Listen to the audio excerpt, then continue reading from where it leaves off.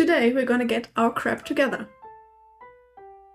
We have both a big mending pile of clothing that needs to be repaired, of things that need to be replaced, and as we don't have the motivation to actually do it, we decided to meet each other to make a video out of it to be more motivated to actually do the thing. And most importantly, we try to have fun, especially we together, of course, but also for you, maybe you will pick your stuff and mend with us so that in the end we have something done. A win-win situation. Yeah, that would be best. So, what do you have to do today? So I have two projects here that I want to mend today. The first one is this corset right here. I'm not sure if you're seeing it. It's an 1890s corset from the book Corsets by Salen, I think. And I made this in 2019, but it has a few loose ends where I did the flossing, for example. There are some loose threads sticking out. Also, there's one seam that bursted a few weeks ago, which I want to repair. Yeah, so this is my corset.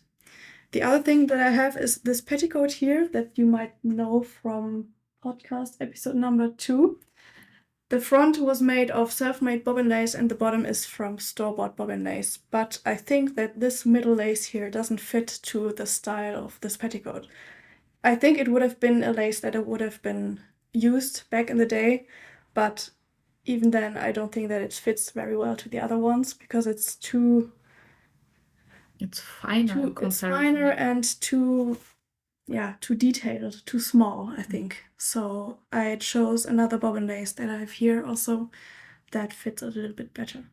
So you're gonna exchange it and use this one for something else? Yeah. I mean, the lace isn't wasted. I'm gonna use it for another project. What about you? Well, I have this skirt. It's just a round skirt, basically, and cycle skirt.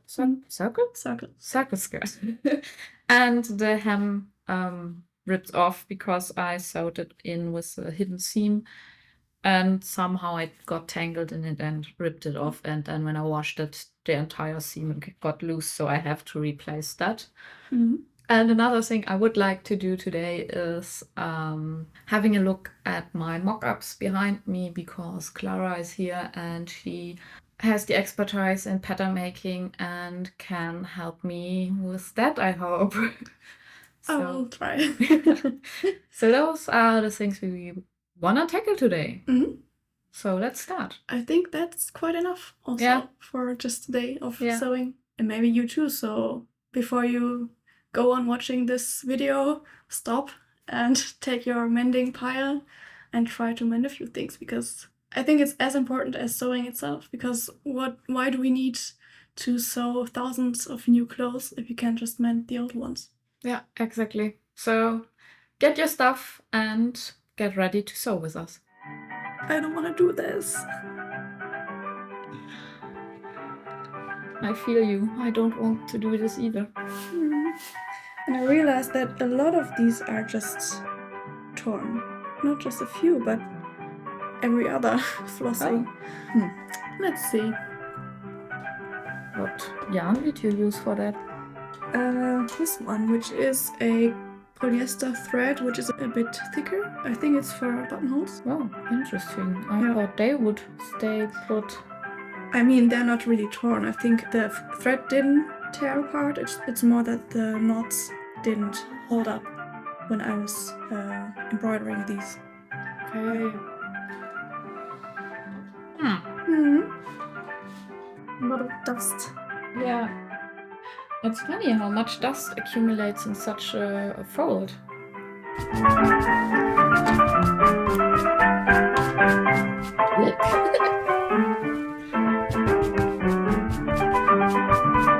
Here it is still in place. Oh, not anymore. I hate this thread because it's a tiny bit too thick for my needle. And every time... Do you have bigger ones? I think so. Oh, I have the thread always keeps untwisting when I'm trying to put it through. I don't know if this needle is too long, but this has quite a Perfect. big eye. Thank you. Way better. Perfect.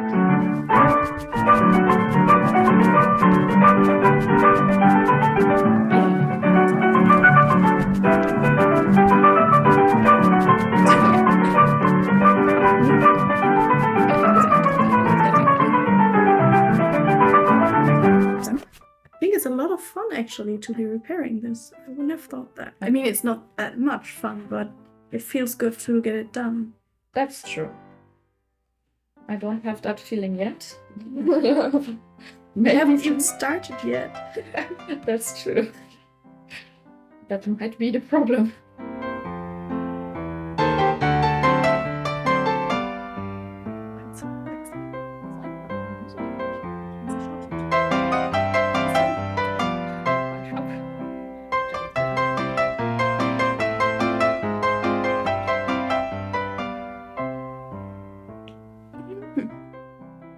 So.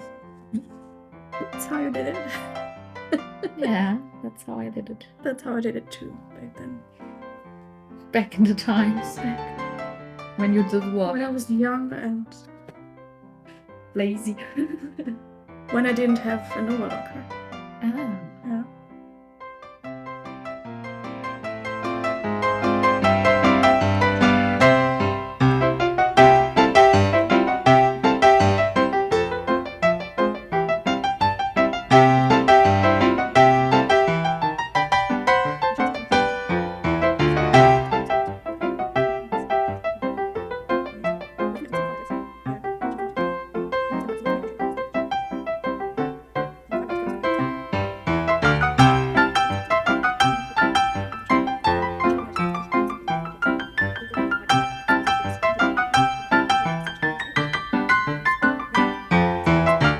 We were just talking about the fact that we'd love to make more podcast episodes on a more regular basis, but it's actually quite a lot of work for us to prepare not only the video itself, but to cut the video, to do the whole post-editing, to find people to appear as guests, and also you still have to present something. And we have, over the last few podcast episodes, shown you quite a lot of things that we did in the last few years. And there's not much now that we still can show you. Yeah. So we'd love to make more episodes, but it's not that easy always. Especially with the projects we make, since they take so much time. As you can see, this repairing the skirt already took 20 minutes. If you're working full-time or studying full-time, you don't have much time in the evenings, and also the light isn't the best, so you can't really... The light is the worst. Yeah. And my motivation isn't always the best, and it's easier to just stay on the couch in the evening, watch a film or something. Or But you still knit a lot. I don't knit. I do a lot of knitting, yeah. But I don't do that much sewing as I used to do, because sewing is... It takes much more effort to just get up and sew, and if it were only the sewing part, it would be okay, but I still have to figure out how to fit certain things. I really despise doing fittings. I don't know, I keep pushing it off, and it's not the most fun part for me, so Yeah. I always get frustrated if it doesn't fit. Then I put it aside, and then I start another thing, and then I have a few unfinished projects that I don't have the time for. And we also tend to make very big projects. We don't do a blouse, we do a blouse with self-made lace, which always takes even more time. On whole outfit, and this has to be historically accurate. At least it has to look like it is.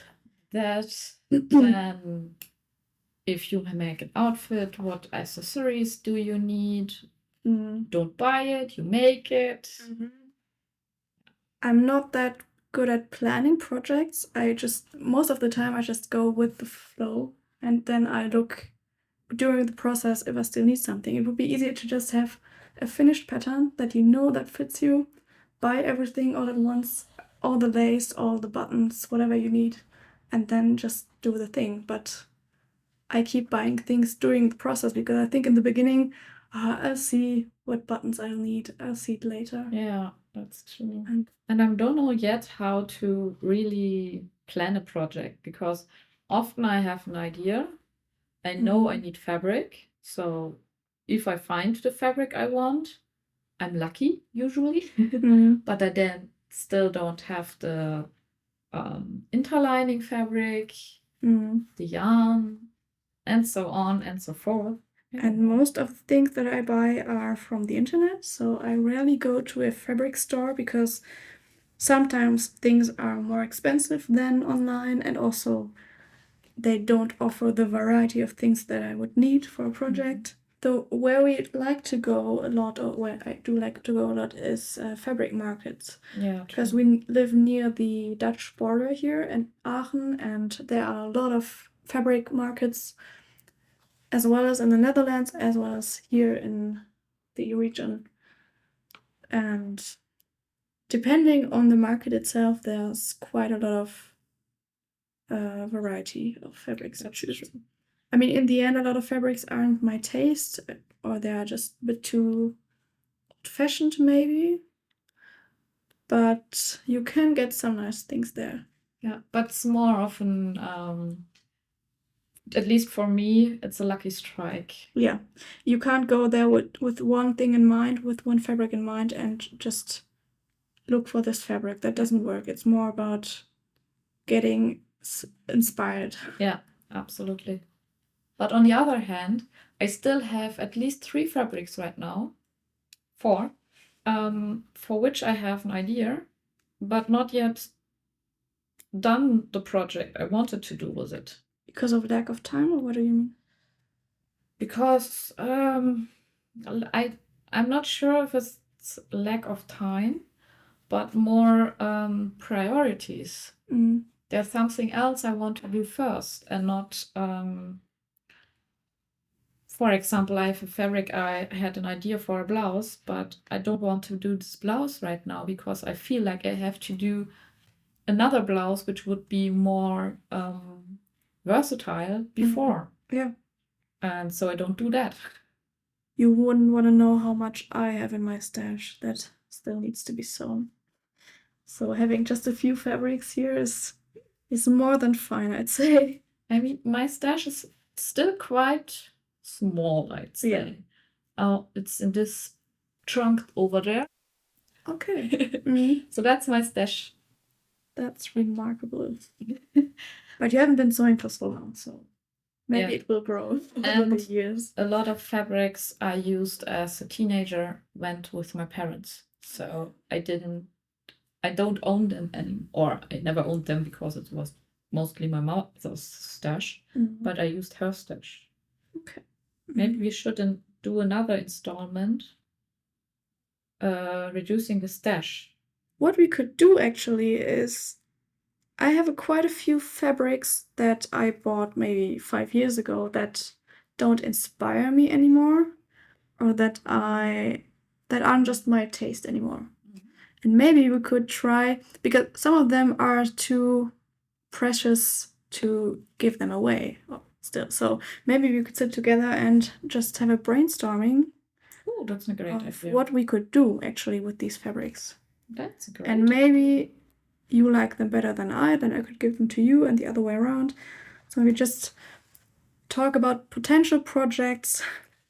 Stash swapping. Yeah, in a way. That would be a fun idea, I think. Maybe an idea for a video too. Maybe you could have you would have some ideas as well what to do with these fabrics, and maybe it just makes us inspired again to actually do the things. That would be fun. Now I know why my finger is hurting. I've seen a lot of people in the knitting world that are trying to bust their stash. But I feel like with knitting, it's a bit easier to get rid of every piece of yarn, because you could do like striped sweaters to use a small quantity of two yarns in 2 colors. What I also saw is we were talking about, I think it was in the first episode where we talked about making blankets and that you found blankets really dull. No, it was about the temperature sweater in episode 4. Yeah. About fair knitting, that you wouldn't do a temperature blanket because it's dull. Yep, that's true. But I saw a few people who were doing blankets out of scraps, and not about making like pieces of knitted fabric that you'd sew together, but about picking up stitches in 1/4 piece and knitting this 1/4 piece and then picking up stitches again. I think the pattern is called memory blanket. And I found that really cool because if you have like a small piece of yarn left, I think you need about 7 grams of one thread to actually make one blanket. Tiny amount. Or was it 12 grams? I don't remember. Still, 12 is really. And I'm thinking of doing nothing. this for my knitting projects, but with sewing, you can't do a lot with scraps. I mean, you could. What I did was cutting them to small chunks, small pieces to use them for, how do you say that? Filling? For filling of hip pads. But I don't need thousands of hip pads, so Don't you? no. Yeah. That's true. Another way would be making a scrap or something out of the scraps. So basically sewing a new fabric out of it, but Like quilting. yeah, but you still need a certain amount and they should have the same Weight. And but also I use quite a lot of fabrics in just one color. So with knitting, you mostly knit with colored yarns. Yeah. And with sewing, at least with historical sewing, most of my projects right now are white. So that would be a bit boring. You could do. Oh, I saw read something basic, better said. It's it was a description in a fashion magazine of what is new this summer, I guess it was. And it was said that blouses made of handkerchiefs were now really trendy. So it was basically squares of fabric sewn together. And the idea, I think, is quite cool. Yeah. But still, you need the fabric for it. And lace. And lace. And embroidered fabric, preferably. And there you get our problem. Yeah. I mean, it would be cool to maybe make a petticoat out of scraps, because it wouldn't be that visible in the end, but still it would be a cool project too. Yeah. And you could wear it. And especially if you say, okay, I'm going to make a more basic, historically accurate thing, this would definitely be in style. Yeah. Appropriate, historically accurate, that's what I wanted to say. Maybe not with thousands of tiny scraps, but still, you would need fabric used for a petticoat. And in my stash are quite some fabrics which are actually upholstery fabrics, since that's where I made my internship. The skirt that you made with the light blue skirt with the roses on it, was that supposed to be an upholstery fabric? It was supposed to be a curtain. Oh, okay.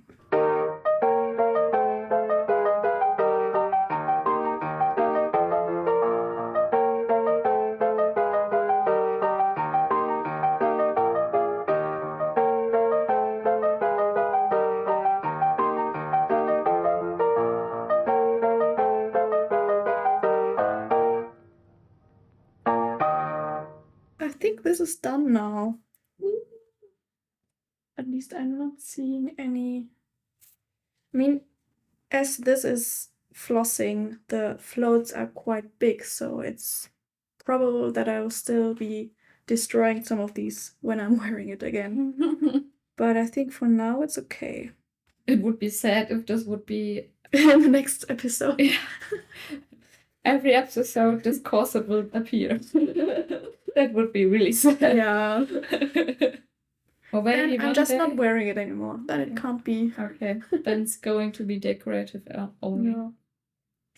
So, next project, the skirt here.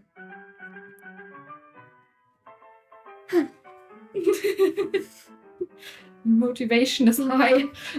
I think the hem has a circumference of about 2.5 meters. Yay. 3 meters. Back then, when I sewed this lace together, it was 2 stripes. So I first sewed on 2 stripes of lace, then I sewed it onto the skirt. Yay. It's a lot of time that I put into this. I mean, you don't have to reopen the middle section. Yeah. Maybe you can use it like it is, so that won't be wasted.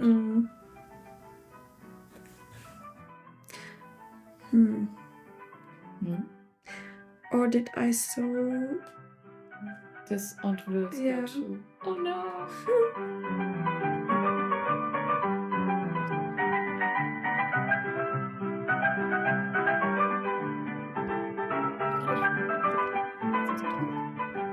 Oh my god.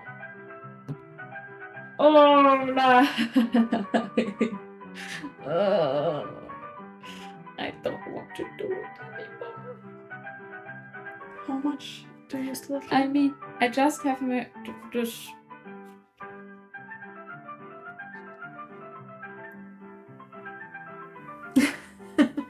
The rest is still so one third, I'd say, is done.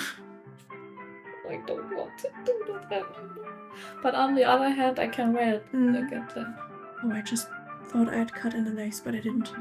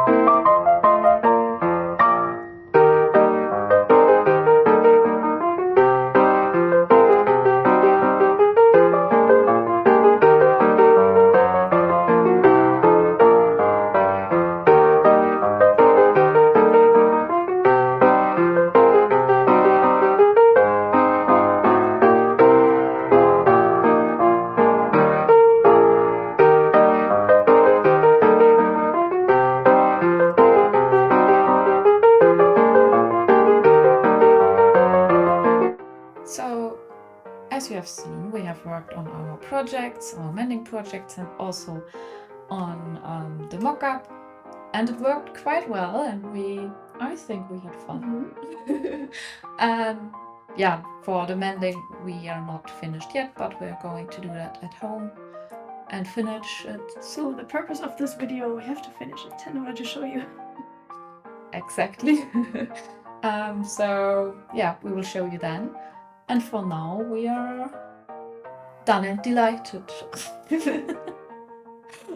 So it's time to say goodbye and see you in our next video. Yeah. Bye. See you.